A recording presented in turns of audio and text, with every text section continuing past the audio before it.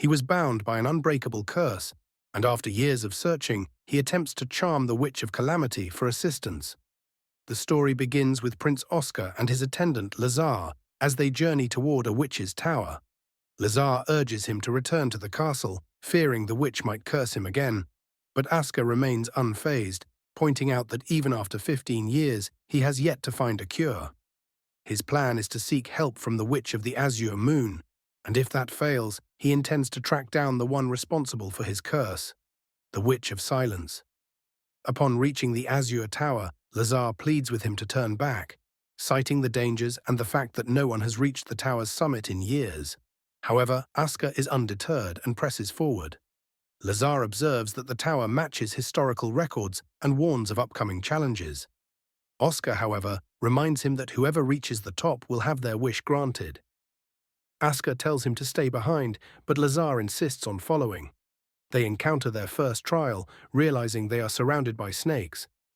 Oscar remains calm, knowing they aren't venomous and that the true challenge is solving a once unsolvable mathematical theorem. Since it was solved a decade ago, he confidently clears the first stage. At the tower's peak, a girl named Lola informs the witch Tanasha of their arrival. Lola notes they passed the first trial, but Tanasha is skeptical about whether they can overcome the first guardian. Meanwhile, Oscar swiftly defeats the first beast with a single strike, leaving Lazar shaken. Oscar considers it a good warm-up, and they continue their ascent, reaching the halfway mark. It is then revealed that Oscar's grandfather was the last person to reach the top 70 years ago and the only survivor of a 10-man expedition. Upon entering a chamber, Oscar is attacked by two gargoyles but effortlessly defeats them. Lola updates Tanasha on his progress, surprising her with Oscar's ability to pass the trials alone. Lazar, relieved after their victory, is caught off guard when the floor collapses, separating them. Lazar urges Oscar to continue, apologizing for not being able to see him become king before plummeting into the void. Ukar finally reaches the summit, where Tanasha appears before him. He is surprised by her youthful appearance, suspecting magic, but she explains that witches live longer than humans and cease aging at a certain point. She congratulates him for being the first to reach the top alone and asks his name. He introduces himself as the Crown Prince, shocking her as she recognizes him as King Regus's grandson.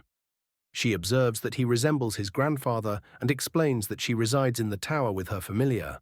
She summons La, who reveals that she put Lazar to sleep outside the tower.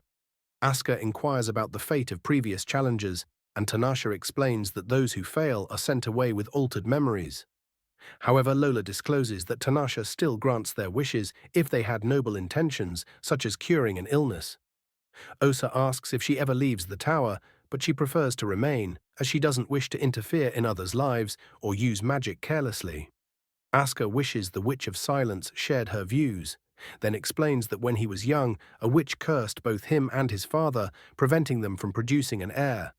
The curse makes their blood destroy any woman they touch, effectively ending their bloodline. His father refused to discuss it, but Oscar suspects it relates to his late mother. He spent his childhood searching for a cure but found no leads, so he chose to climb the tower. Tanasha warns that there's no guarantee she can break the curse, explaining that magic follows strict rules, whereas curses are words imbued with magical power, which operate differently. She explains that a curse's power varies based on the caster, but curses themselves are weaker, acting only indirectly. However, Oscar believes his curse is exceptionally strong. Tanasha agrees but reveals that what he has is more akin to a blessing. She unveils the magic inscribed on him, explaining that blessings and curses are cast similarly, but their power stems from different sources. Blessings amplify existing energy, making them more potent, and his so-called curse is actually a protective force around his child, too powerful for an ordinary woman to withstand. She admits she cannot break it, and the only solution is for Oscar to find a woman who can endure this energy. She offers to help him search, but he worries about complications, such as the woman being married or too young. Tanasha explains that if she is married, nothing can be done, but if she is too old, magic may help, and if she is too young, he must simply wait for her to mature. However, Oscar has another concern. Believing she might withstand the power, he proposes marriage. but she refuses, saying he lacks charisma and that the royal council would never accept a witch in the royal family. Undeterred, he persists, prompting her to threaten to erase his memories.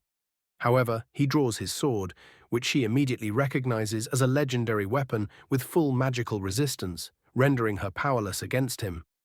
Forced to back down, she continues the conversation. Aska recalls that she once lived in the castle 70 years ago, and she confirms that she spent a year there teaching magic and tending to flowers. Changing his request, he asks her to live with him for a year, and with no other choice, she agrees to leave the tower and serve as his protector. Outside, Lazar is still asleep, and Aska wakes him, introducing Tanasha as the witch's apprentice to avoid suspicion. He explains that she will reside in the castle with him to try and dispel the curse. As they ride back, she uses magic to light the way, but Aska tells her it's unnecessary, saying her presence alone is enough. Upon arriving at Farsa Castle, Tanasha casts a spell that shields Aska from all external attacks, explaining that as long as she lives, no human can break it. However, he remains vulnerable to poison and psychological manipulation. She dons her apprentice attire, stating that she left the tower to nullify his curse, yet Aska insists she should just marry him. She dismisses the idea, saying he already has admirers. Later, Tanasha speaks with Lazar and inquires about other members of the royal bloodline. He reveals that 15 years ago, a wave of infant abductions swept through the kingdom, resulting in the disappearance of all of Aska's cousins, leaving no younger royals behind. Meanwhile, two magicians light chandeliers in a hallway, but a girl named Sylvia struggles with her spell, causing a chandelier to fall. Tanasha swiftly saves her, astonishing a mage named KH, who wonders how she managed it without incantation. Observing the castle's generals, Al and Maina, Tanasha notes Al's impressive combat skills, though Lazar insists Aska surpasses him. She expresses a desire to train with them and spars with Al, who quickly realizes she's far too skilled for an apprentice. Maina grows suspicious, but Alice dismisses it as jealousy, only to be pinched by her in irritation. Suddenly, Lola appears, informing Tanasha of an urgent issue. She visits Aska, who immediately questions her change of clothing. Tanasha explains she will be gone for 3 days, and when he attempts to stop her, she reminds him that she is free to come and go as she pleases. Seeing his concern, she reveals her destination: the Magic Lake, where a powerful beast was sealed 70 years ago. Sensing immense magical energy, she intends to investigate who is responsible. Aska refuses to let her go alone, arguing that the lake lies within his territory and that the council won't permit her passage without an escort. He suggests assembling a squad, but Tanasha believes soldiers would be a hindrance, reminding him that her role is to protect him. Aware of this, Aska insists on going regardless, so she gives him an hour to prepare. Meanwhile, near the lake, two figures anticipate the witch's arrival, knowing she seeks someone. Aska gathers his team, and Sylvia is thrilled upon seeing a dragon perched on Tanasha's shoulder. She explains that she rides it when traveling alone. Placing Tanasha in charge, Aska instructs his men to follow her commands, surprising her with his trust. As they proceed, memories resurface, and Tanasha realizes that everyone she once knew from her time in the kingdom is long gone, reinforcing her initial decision to remain in the tower. Upon entering a portal, they arrive near the lake. Tanasha recounts how, 70 years prior, Farsa was invaded by a neighboring nation. Though the kingdom repelled the attack, the enemy unleashed a colossal magical beast that broke free, devastating everything in its path. In the end, she managed to seal it, but its aura tainted the land, leaving it barren. Suddenly, she senses a mage's presence. The man instantly recognizes her as the Witch of the Azure Moon. She recalls him as a child from their last encounter, but he reveals he has grown stronger, seeking revenge for his master, whom Tanasha killed. Attacking them from behind, he targets Aska's group. Aska manages to shield himself, but his allies are struck, forcing him to use his own body to protect them under Tanasha's barrier. Tanasha retaliates, but the mage vanishes before she can land a hit. Sylvia swiftly heals the wounded, though some remain fearful of Tanasha due to her being a witch. Expecting their reaction, she brushes it off and refocuses on the mission. She warns that the enemy magicians will now rush to break the seal, knowing their presence has been detected. Determined to stop them, she prepares to advance alone, but Aska stops her, insisting she shouldn't bear the burden alone. She reminds him that their contract lasts only a year. His only concern should be using her to resolve his problems. Dismissing the threat as insignificant, she assures him she will return, promising she won't die. Mounting her dragon, she prepares to leave, and Aska seizes the moment to propose. Tanasha rejects him once again and takes off, while the elder orders everyone to break the seal. However, she suddenly appears behind him, eliminating everyone instantly. Realizing that the beast could become a threat, she breaks the seal herself to destroy it. The battle begins, and the beast attacks Tanasha, but she counters with a spell, though its hide protects it. She attempts to weaken it with bombs, but the beast continuously regenerates. Determined, she casts a powerful spell to chain it to the ground. As she prepares a devastating attack, the beast manages to wound her mid-enchantment, but she still completes the spell, annihilating it instantly. The dragon carries her back to the fortress, where Aska anxiously awaits news. Sylvia assures him that the wound isn't severe, as Tanasha managed to heal herself. Aska visits her, but finds her covering herself with a sheet, angrily warning him not to enter while she is changing. After dressing, she explains that she sustained serious internal damage, so she accelerated her growth for recovery. Though she assures him she is fine, she states that her appearance won't revert, as she had merely paused her growth to maintain it. She informs him that she successfully defeated the beast, and he expresses his gratitude for saving everyone. The next day, Tanasha receives unsettling news from her familiar. Sylvia brings her food and finds her cutting her hair, which she strongly opposes. Despite this, she helps Tanasha. Curious, Tanasha asks if Sylvia is afraid of her.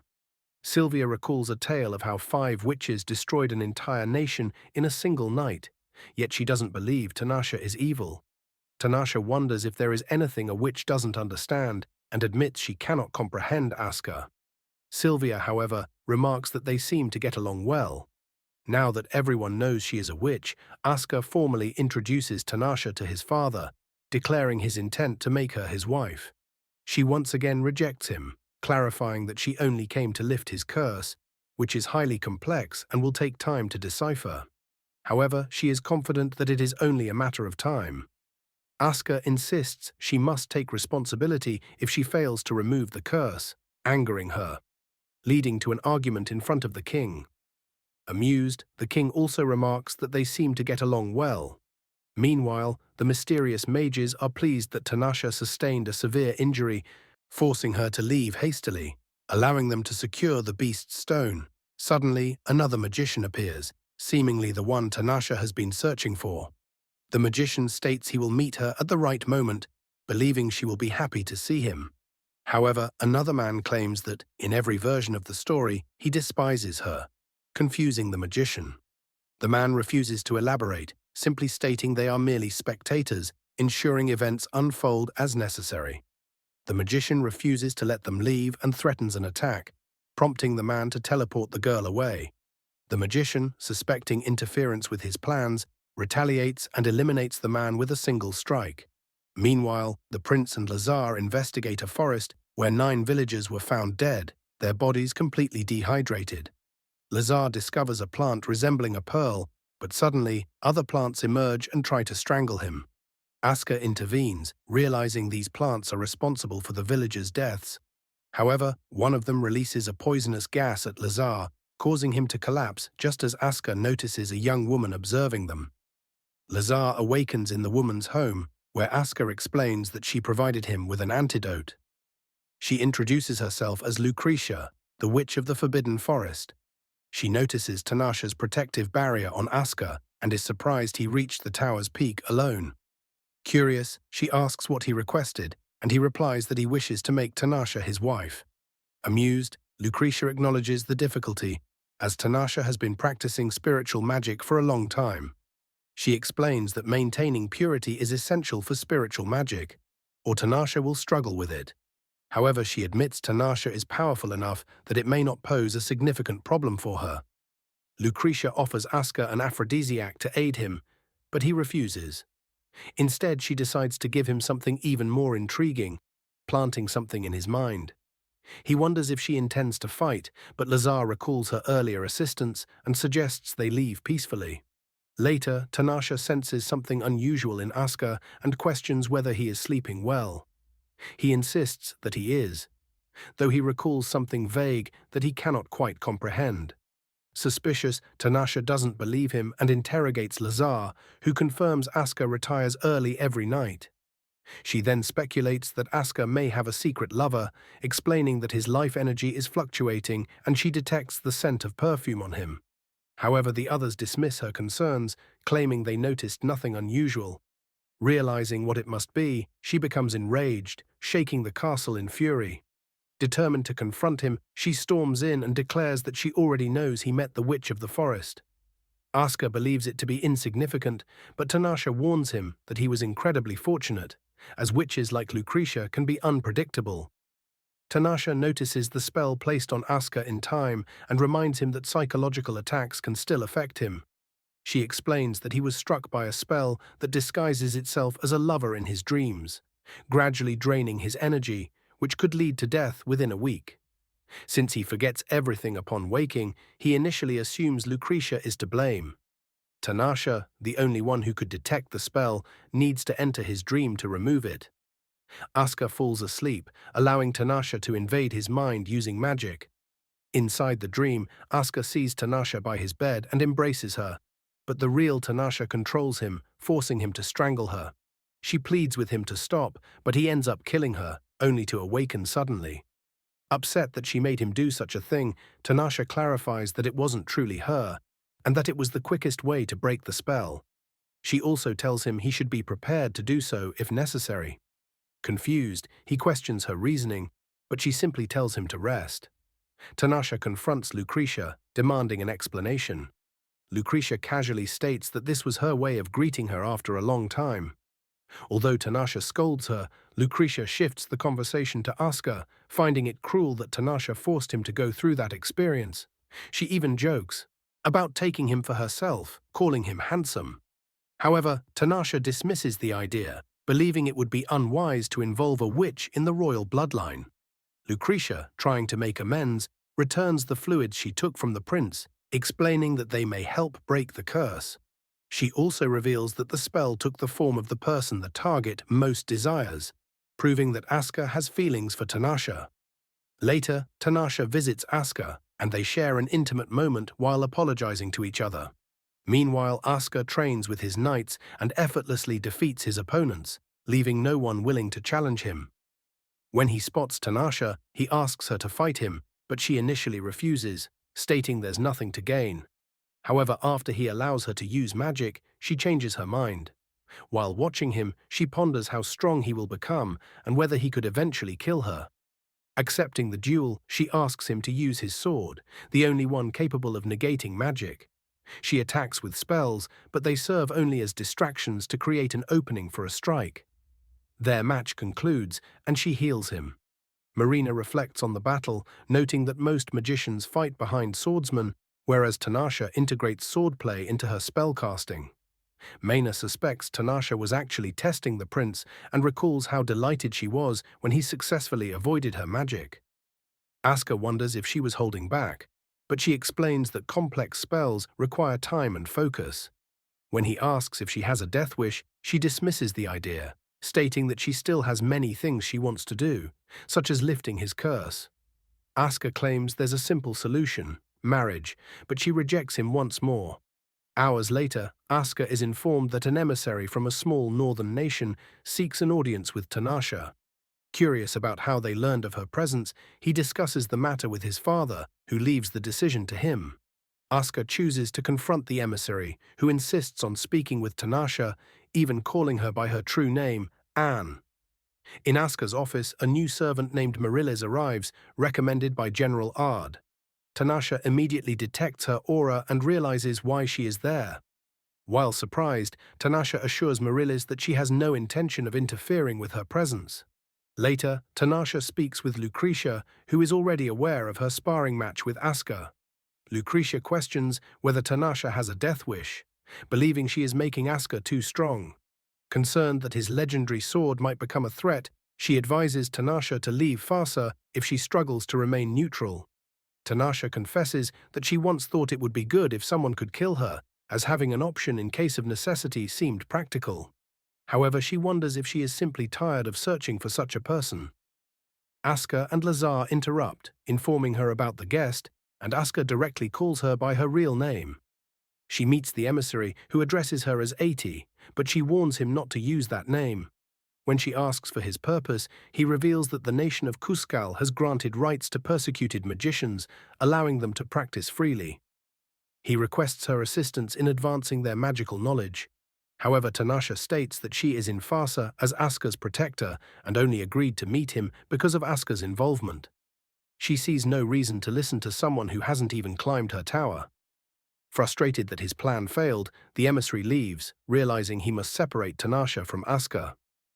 As he contemplates his next move, he spots Marina reading and devises a new strategy. Meanwhile, Tanasha and her allies discuss the magician nation.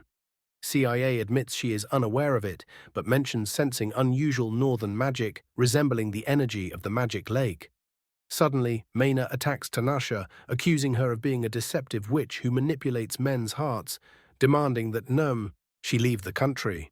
Tanasha, accustomed to such accusations, remains calm, knowing she has never sought to control anyone's affections.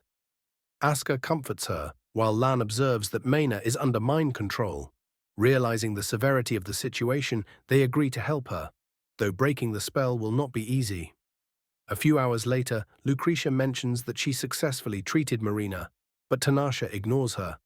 The following day, Tanasha summons Aska to her tower, explaining that she sent a familiar to investigate the north, but now wants him to train with her. She attacks him, and after their fight, she heals his wounds. Aska questions her intentions, but she simply states that she wants him to have all possible choices to follow the best path. During training, Aska repeatedly loses when facing two enemies, as she uses her invisible vine to trap him, making him drop his bow. She points out that he saw the vine during their palace fight and advises him to concentrate on the bow. She suggests he rest, and Aska ends up falling asleep on her. He wakes up in her tower, where Tanasha offers him tea, but he dislikes it, saying it's too sweet. However, she insists he drink it to recover. He discovers he has magical power, but is unable to use it due to carrying the legendary sword, though he can still perceive it. To test him, Tanasha traps him in a circle of fire, instructing him to cut off the magic flow. He focuses, senses the flow, and successfully breaks the magic core. Suddenly, a group of adventurers arrives to conquer the tower. Tanasha makes an offer, stating that if they defeat Aska, she will grant them any wish. They prepare for battle, but Aska easily overpowers them. She ends his training, and he wonders if he now stands a chance against her. Lola appears with news about Kusal, and Tanasha reveals that 200 magicians, including spiritual ones, have gathered. Lazar is shocked, as usually only 20 to 30 magicians are expected. Aska suspects they are preparing for war and questions their king's identity. Al then arrives, reporting that General Ada has passed away. A funeral is held, and Marina mourns. Aska recalls Ada training him as a child. Lazar explains that Ada's belongings will go to his close relatives, including Al, who learns of Aska's curse. He wonders why Tanasha refuses to marry Aska, but she remains silent. She states that half a year remains until the pact ends and assures everyone she will lift the curse. When she accidentally breaks a sugar bowl, Aska asks if she can fix it. She admits she cannot undo what has been done. Though she can stop time, she cannot reverse it, saying all living beings share the same fate: death. In an alley, Miri confronts the emissary, revealing that his king killed someone dear to her, making forgiveness impossible. She orders a beast to devour him. Meanwhile, someone carries Tanasha, addressing her as Zero and telling her something significant is about to happen.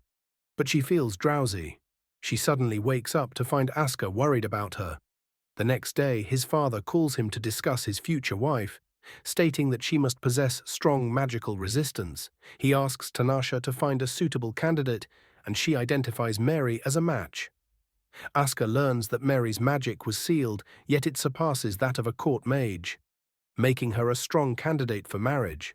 Tanasha explains that magic is inherited through bloodlines and that when a generation perishes, their descendants inherit all of it. Asker refuses the proposal, but the king urges him to at least get to know Miri. In the office, Asker asks Mir about her magic and learns it was sealed twice, once by her mother and once by a master. He also grows concerned as Tanasha has not appeared at the palace for a week. Meanwhile, in her tower, Tanasha discusses Marina's situation with Lurez. She believes it's good for the prince to have more marriage options, but Lucretia doubts her sincerity. Later, Asker enters the tower, confronting Tanasha about avoiding him. She explains that she has been trying to break his blessing. She describes it as beautiful and admits it helped her realize that love and hatred are two sides of the same coin. She finds this realization frightening, but Asker merely tells her to prepare dinner for him when she has time. Tanasha is later seen having tea with her dragon in the palace when Al arrives. He reports that he found nothing in Ard's possessions that could explain his link to Marina, making her a mystery. Tanasha recalls that upon arriving at the castle, she searched the entire country for a woman fit to be Asker's wife, but only witches met the criteria. Al speculates that Marina's grandmother was alive and passed down her magic later, but Tanasha clarifies that she ignored age in her search and only witches have such immense power. Al suspects she is hiding something. Tanasha wonders if Marina is targeting the royal family or if she intends to eliminate her. Suddenly, Marina appears.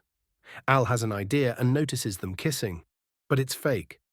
Tanasha observes that if Marina's goal is the royal family, she will remain passive. But if she seeks to eliminate her, she will act. The prince witnesses this, assumes they are having an affair, and becomes furious. He summons Tanasha to his room, and she wonders what has happened, but he places a bracelet on Tanasha that prevents her from using magic. He tells her that he tried to wait patiently, but everyone has their limits.